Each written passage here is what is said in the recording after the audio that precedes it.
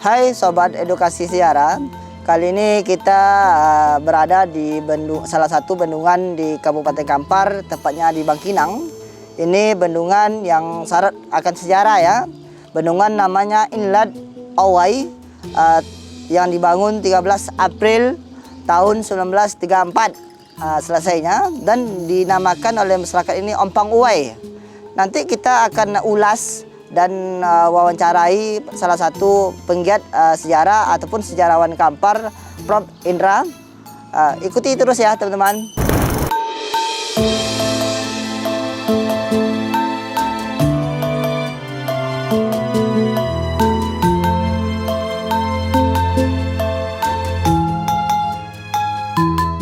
Hai Sobat Edukasi, kali ini kita berada di Ompang Uwai ya.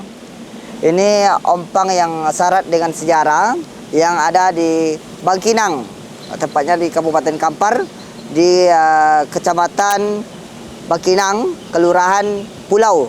Ya, ini kita mungkin akan bertanya kepada salah satu penggiat sejarah yang ada di Kabupaten Kampar, yaitu sejarawan Kampar ya, dengan Prof. Indra. Gimana sejarah tentang Ompang Uwai ini, Prof. Indra? Oke, kita akan mencoba untuk mengulas singkat tentang Ompang Uwai ini. Ompang Uwai ini merupakan bendungan dari air Sungai Uwai yang di hulunya masih ada sungai-sungai kecil yang lain. Ompang Uwai ini dibangun pada tanggal 13 April tahun 1934, tepatnya masih di masa penjajahan Belanda, yang mana Bangkinang merupakan salah satu dari 5 kota telah berhasil dikuasai oleh Belanda pada tahun 1899 dari ekspedisi selama 2 bulan Agustus-September 1899. Sedangkan secara administrasi Bangkinang secara khususnya 5 kota secara umumnya terkuasai penuh, dimasukkanlah ke dalam wilayah administrasi residensi Sumatera West Coast. Ya. Tepatnya di Abdeling 50 kota. Jadi pada masa itu 5 kota ini merupakan suatu kawasan yang disebut dengan lanskap. Lanskap salah satunya disinilah tepatnya di Ompang Uwai yang berada di Bangkinang. Bangkinang ya, Kelurahan Pulau ya. Ini sangat menarik ya teman-teman, kita bertambah wawasan dan ilmu kita tentang sejarah Kabupaten Kampar yang sangat luar biasa. Karena bendungan ini yang kita lihat ini dulunya manfaatnya sawah ya Prof ya? Iya ya, Ompang ini tujuan untuk dibuat merupakan sumber air irigasi pertanian masyarakat. Ompang ini berada lebih kurang sekitar 3 kilo lah dari perkampungan masyarakat yang berada di pinggir Sungai Kampar kanan. Ini menarik ya, Prof, ya. Di sisi sebelah kiri, kanan maupun di bagian hilir dari air Sungai Uwai ini merupakan ladang pertanian masyarakat pada masa dulu. Sekarang pun masih ladang sawah masyarakat. Dari Ompang inilah sumber air untuk peladangan-peladangan atau sawah yang berada di pinggir Sungai Uwai yang menghilir ke Sungai Kampar kanan. Berarti Prof, ini bendungan ini berarti tercetus Belandanya sudah masif masuk di Kampar ya? Iya, pada masa itu bolehlah dikatakan lebih kurang 11 tahun sebelum Indonesia merdeka, tepatnya pada tahun 1934, Ompang ini telah selesai dibangun. Tujuan Ompang ini ya salah satunya memang untuk irigasi pertanian, sebab 5 kota secara umumnya, Bangkinang secara khususnya tanahnya disebut dengan tanah subur. Hasil dari kekayaan yang ada di Bangkinang khususnya merupakan lahan pertanian yang subur. Itulah sebabnya Belanda membuat Ompang Uwai ini untuk irigasi perkebunan pertanian atau perkebunan ya. Sebab di 5 kota ataupun Bangkinang khususnya merupakan merupakan lumbung dari padi di masa dulunya.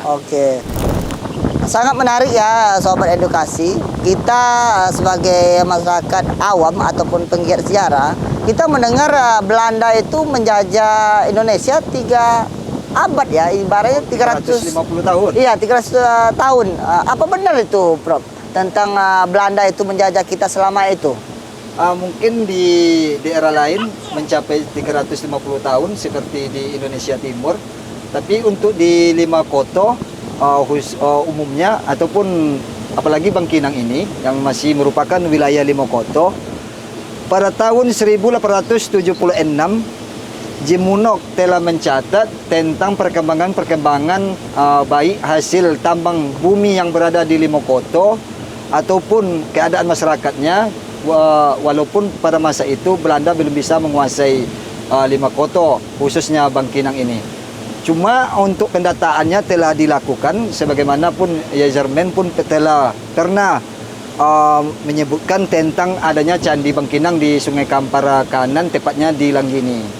Jadi untuk 350 tahun Belanda menjajah Indonesia itu merupakan untuk wilayah Indonesia Timur, sedangkan untuk di wilayah Kampar khususnya Lima Koto baru terkuasai pada tahun 1905 secara administrasi, dan serangan ekspedisi militer pada tahun 1899 itu pun dilakukan selama 2 bulan, Agustus dan September.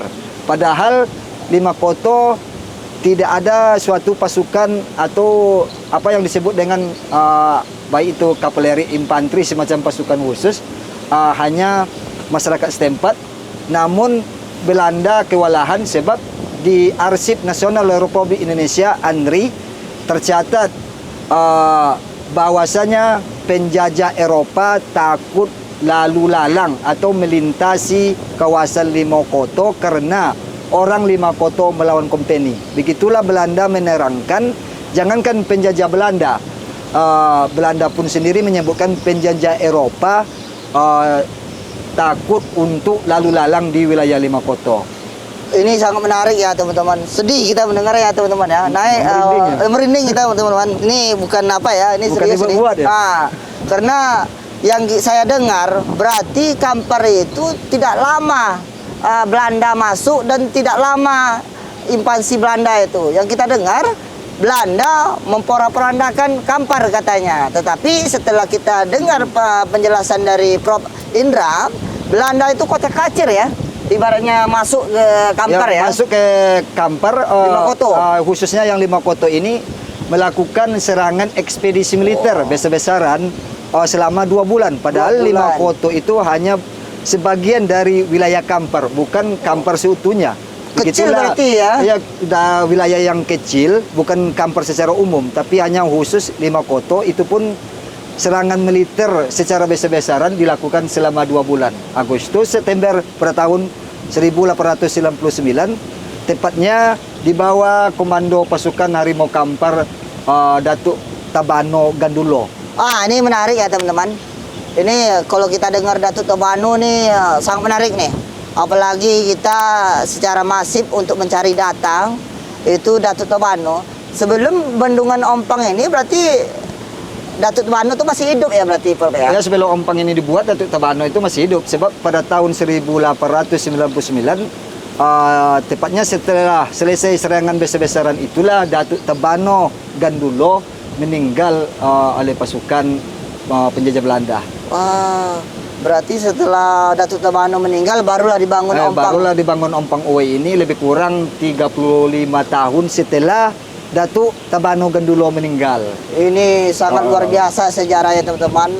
Kita cuma mendengar sejarah itu karena kita masyarakat awam itu ya gimana ya, sejarah itu kadang sudut pandangnya berbeda-beda. Ternyata setelah kita dengar Belanda itu masuk di Kampar, di wilayah Lima Koto aja itu udah besar-besaran menyerang, tetapi kalah juga ya. Akhirnya kalah juga sebab Kalah. ini namanya aja ekspedisi militer besar-besaran.